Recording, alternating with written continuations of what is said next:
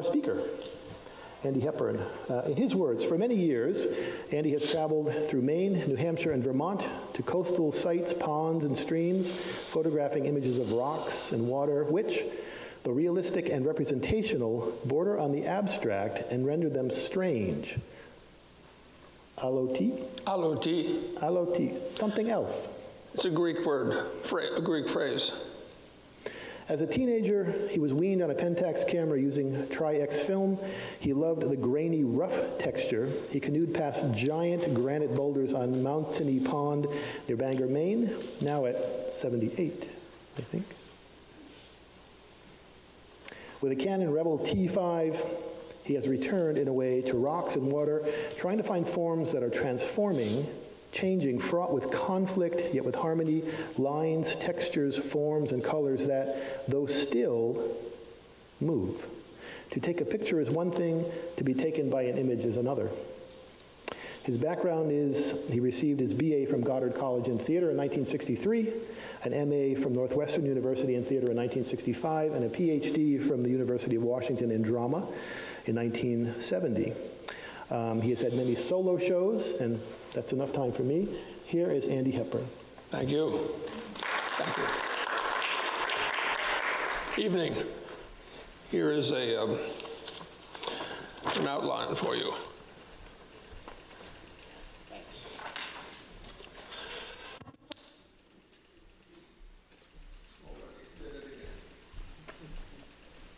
Did I shut everything off? Good. Only for a moment. So anytime I walk in front of that, yeah, we're going to aim them. It's a disconnect, right? So I got to practice. Tim, here's an outline for you.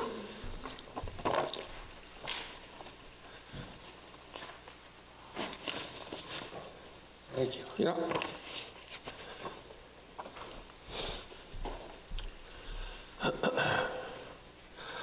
When I first became caught up with, fascinated by rocks, I was in a canoe on Mountainy Pond as a kid, as a teenager. And I would go out in the morning and go through these giant boulders that were mostly submerged in Mountainy Pond in Maine, near Bangor, Maine. And it's a great gift my parents gave me and the rest of my family to be there in a natural setting. But as I was going through the rocks seemed to go through past me.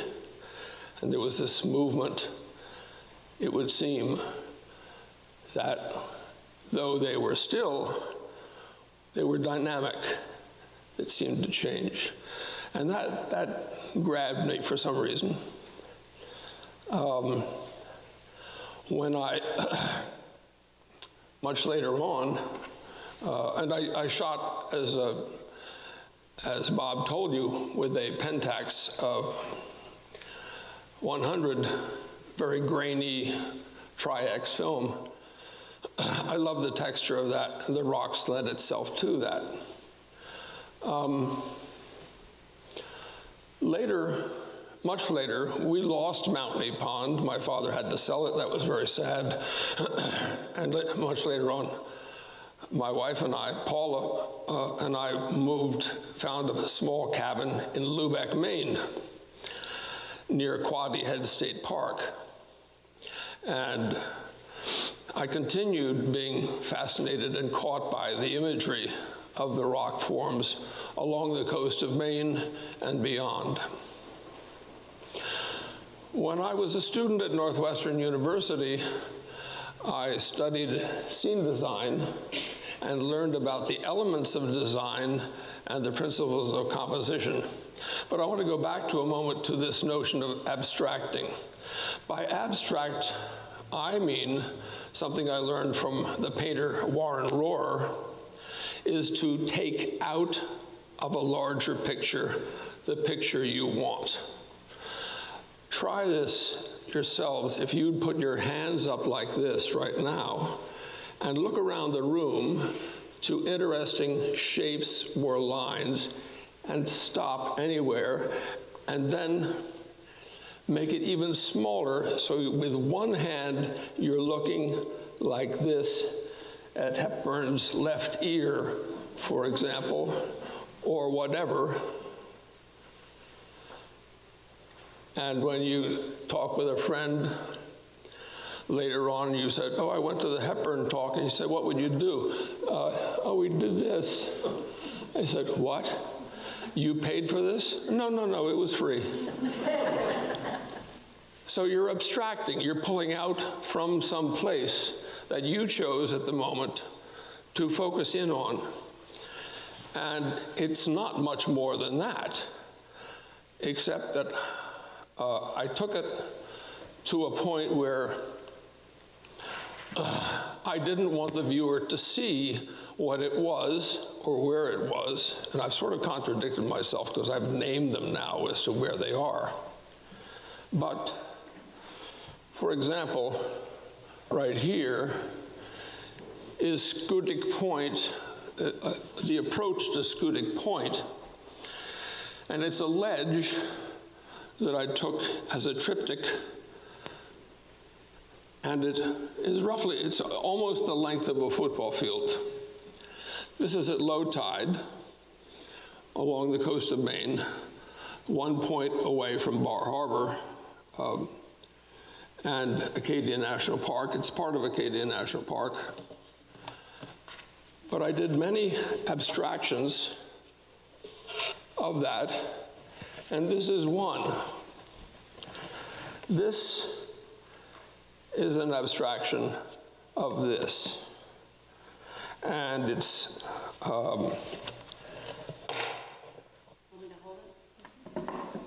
it's right in here. And that's all it is. But it's an image I chose because I was struck by it in its own right. And it stands as something that just grabbed me at the time.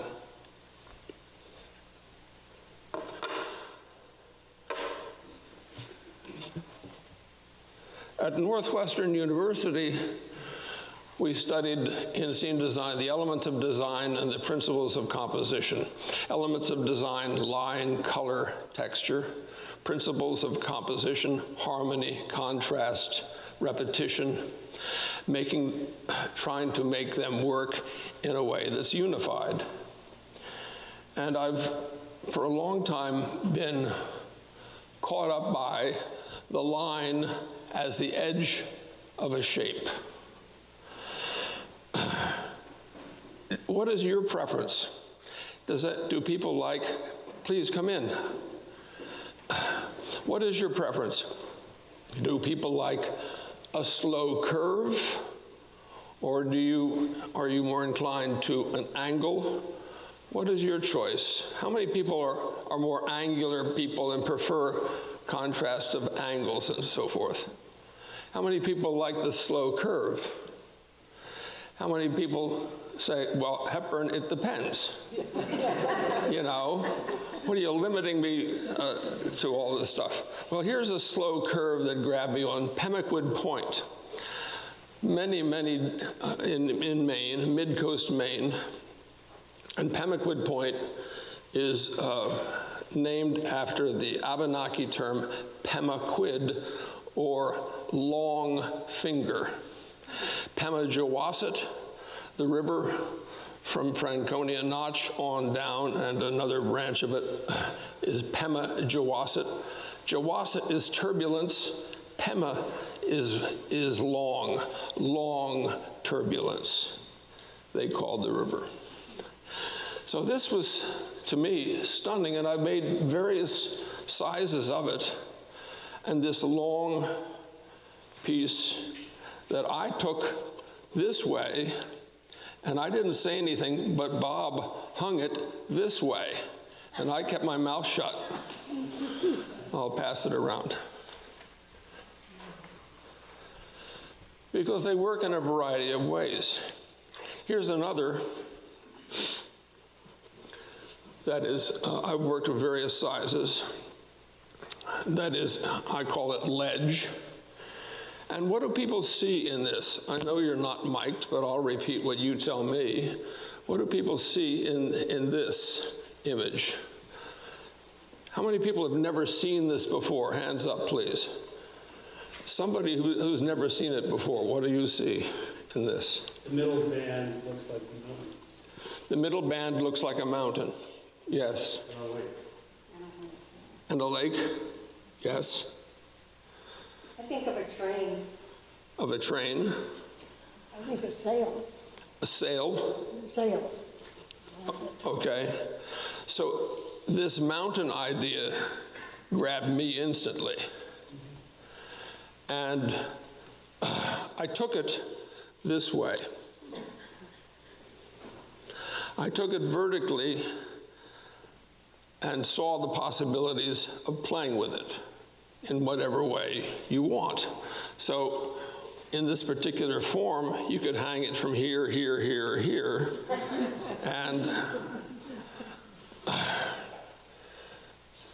this, people, going back to your lake idea, one person said was the rocky coast of Maine.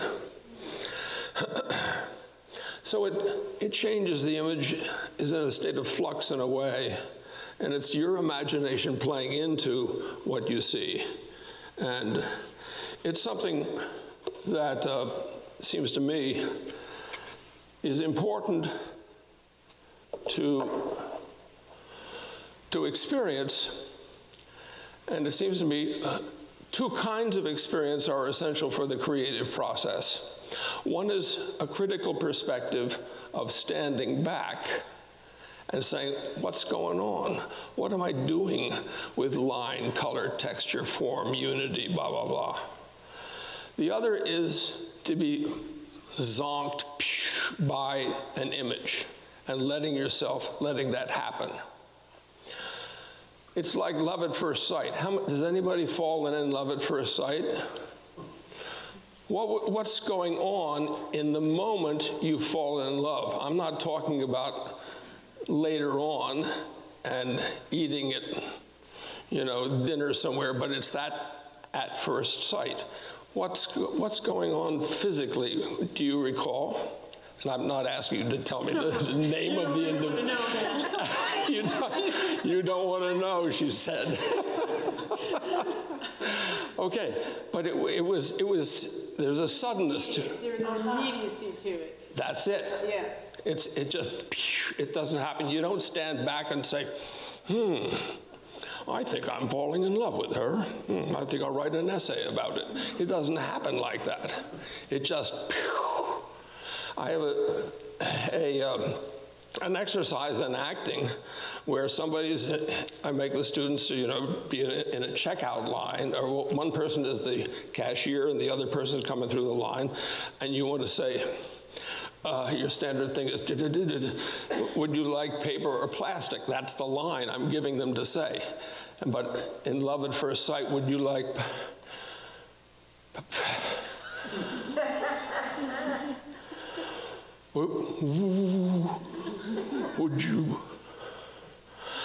Would you like paper?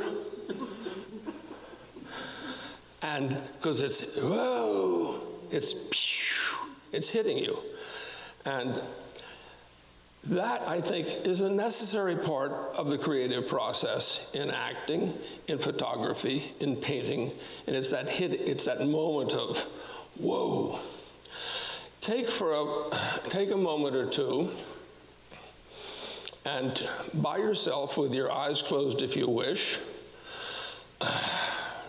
think back to a place in nature where you were alone and you loved that place.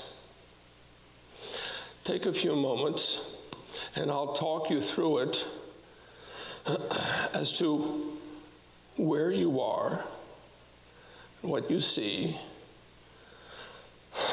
what you hear.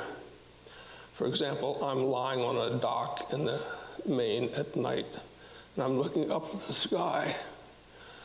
The dock wood is very rough. The sky is full of stars. It's very still. And I hear a hoot owl.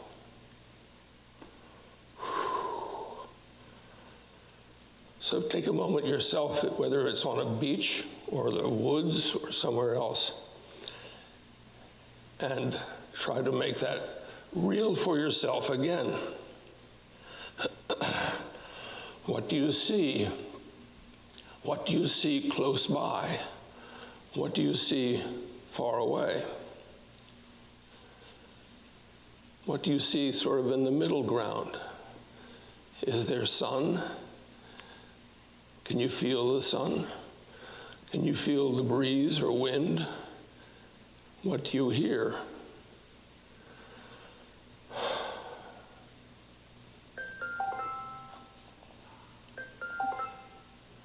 And you didn't hear that. I'm trying to turn it off.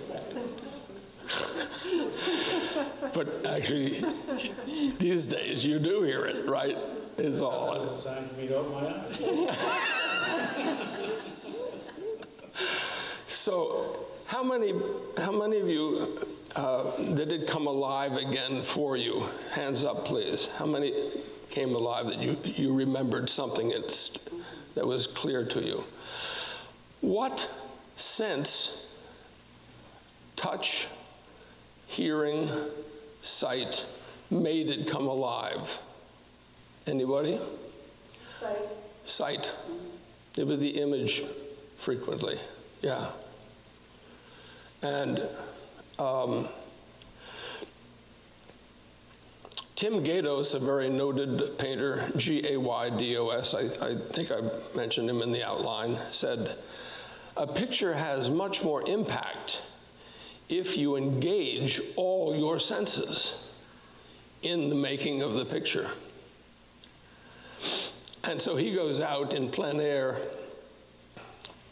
as do I, and to go out, stop along the interstate, and hopefully you don't get stopped by a cop, and take a picture of a ledge.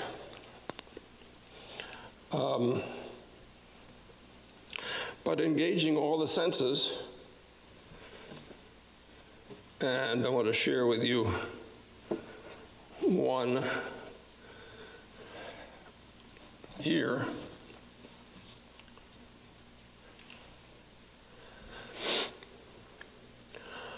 What do you see here? It could be rock and or water. It could be rock or water. And or water. Anybody else?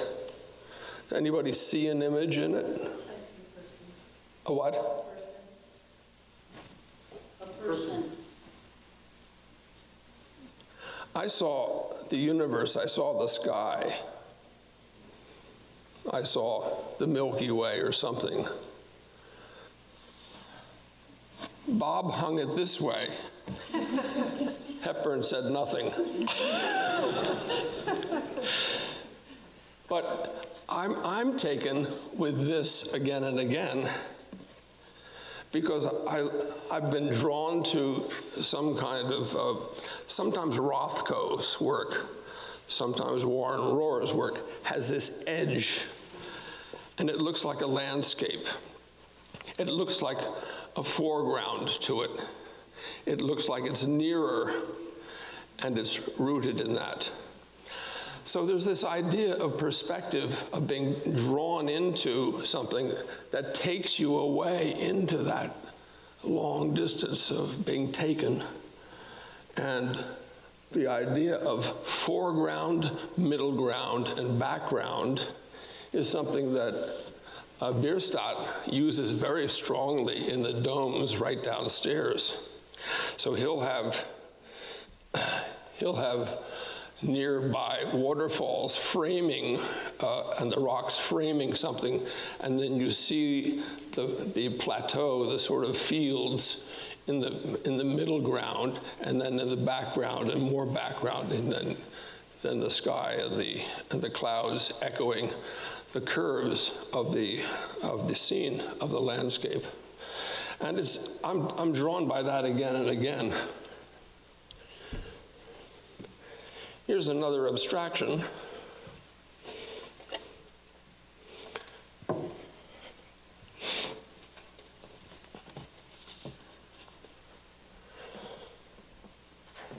Anybody who's not seen this before, what do you see? Yeah. I was just going to comment, it looks like something like a Hieronymus Bosch painting, something like really zoomed in. Wow. It's kind of crazy. Hieronymus Bosch painting. Yeah, something out of that, like an abstract image of that. Wow. Interesting. Entrance to a cave. Yeah. It looks like Entrance to a cave. entrance to a cave. It has dimension. That's part of the aloti reference, and I'm being a bit of gravitas there, which I should want to stay away from. But the cave is the young maidens in Pausanias' tales, mythological tales of the young women coming out of the cage holding something. Each of them is holding something, and what it is a mystery. What's going on? It's something else.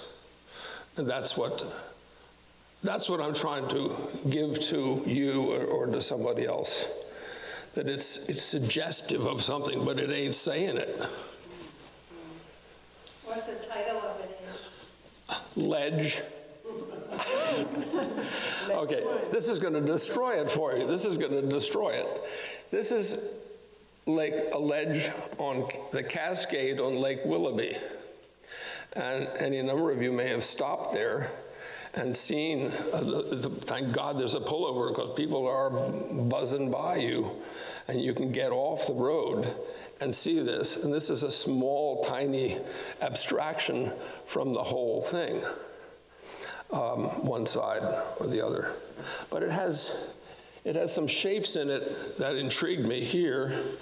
This kind of wedge-like shape at the bottom, and this kind of circle at the top, but a lot of other things woven into that. So just a few more.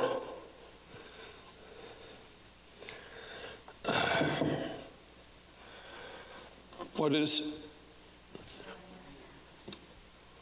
this to you? Lake Champlain. Lake Champlain.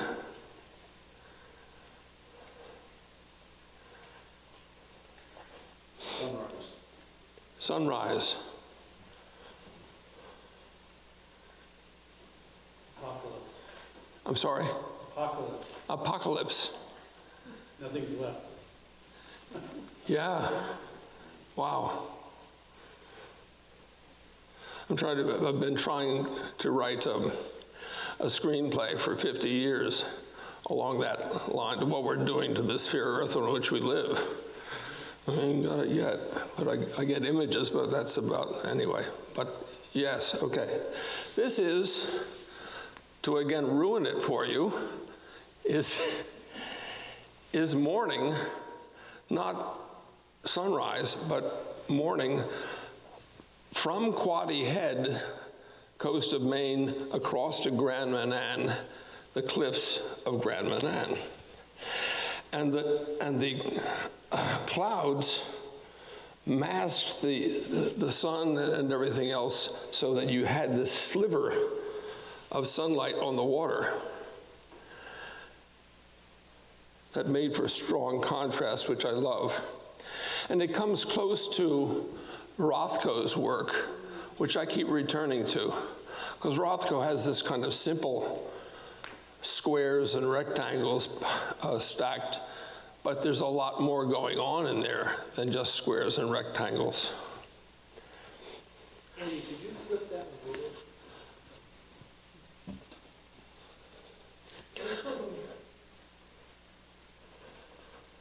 So Bob Jolly just asked me to invert it, and what do you think? How many people like it this way? I get a lot of no's and maybes. You like it both ways? That's what I keep doing again and again. I keep flipping them, depending on, It bothers you? It bothers me too. It does. This has something in terms of unity and the relationship of shape to shape to shape. And gradation of tone. Gradation of tone, yes. Yeah. So that the shape, that's a fascinating question for me again and again. What is the edge of the shape? When does the shape, what is that line? It's a foggy line, a blurred line from one shape to the next shape, where the prairie meets the mountains. What is happening there in that transition time? And one other here. This is a small version of the diptych in the back, on the back wall. And this is what? Not easy to see. I'll bring it up a little closer.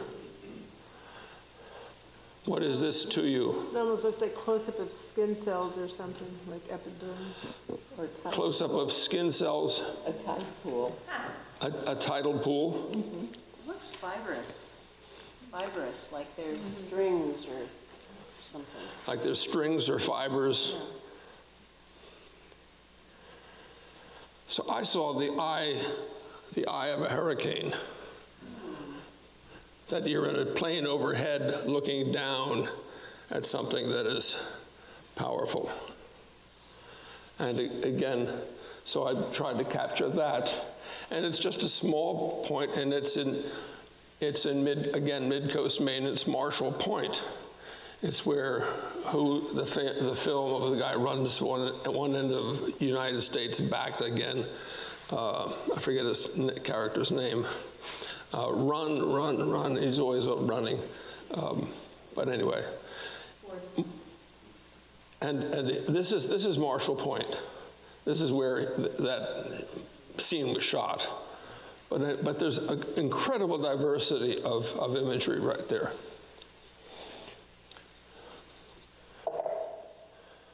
So this one is the one I just showed you, again, in miniature. And I'm going to stop there so we can talk individually more casually with some refreshment. And I want to thank you all very much for coming. So thank you.